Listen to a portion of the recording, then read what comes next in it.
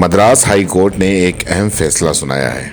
Court ने कहा कि अगर कोई महिला अकेले में फोन देखती है और मास्टरबेट करती है तो ये उसके पति के साथ क्रूरता नहीं मानी जा सकती। कोर्ट ने एक फैमिली कोर्ट के फैसले को सही ठहराया। फैमिली कोर्ट में एक शख्स की तलाक लेने की अर्जी को खारिज कर दिया।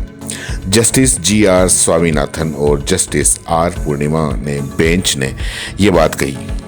उन्होंने कहा, जब पुरुषों का मास्टरबेट करना आम बात है तो फिर महिलाओं के मास्टरबेट को गलत नहीं ठहराया जा सकता। पुरुषों ने मास्टरबेट करने के बाद तुरंत सेक्स नहीं कर पाते, लेकिन महिलाओं के साथ में ऐसा नहीं है। ये साबित नहीं हुआ है कि अगर पत्नी को मास्टरबेट की आदत है तो पति पत्नी के रिश्ते पर बुरा असर पड़ेगा। कोर्ट ने पति के इस आरोप पर भी बात की कि उसकी पत्नी मास्टरबेट करती है। जजों ने कहा कि एक महिला को इस बारे में जवाब देने के लिए कहना ही उसकी यौन स्वतंत्रता के खिलाफ है। अगर शादी के बाद कोई महिला किसी और के साथ यौन संबंध बनाती है तो ये तलाक का आधार हो सकता है, लेकिन सिर्फ अपने आप को खुश करना तलाक का कारण नहीं हो सकता। किसी भी तरह से ये नहीं कहा जा सकता कि इससे पति के साथ क्रूरता हो रही है।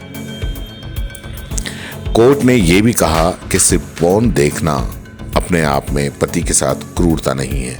इससे देखने वाली की मानसिकता और सेहत पर असर पड़ सकता है, लेकिन सिर्फ इतना ही काफ़ी नहीं है।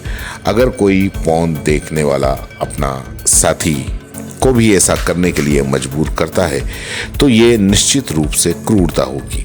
अगर ये दिखाया जाता है कि इस लत की वजह से किसी के वैवाहिक जीवन पर बुरा असर पड़ रहा है तो ये तलाक का कारण हो सकता है। दरअसल पति ने अपनी पत्नी पर यह आरोप लगाया था कि वो बहुत खर्च करती है, उसे पोर्न देखने की लत है और अक्सर मास्टरबेट करती है। वह घर का काम नहीं करती, अपने ससुराल वालों के साथ में बुरा बर्ताव करती है और वह फोन पर लंबी बात करती है। हालांकि पत्नी ने इन सभी आरोपों से इनकार कर दिया।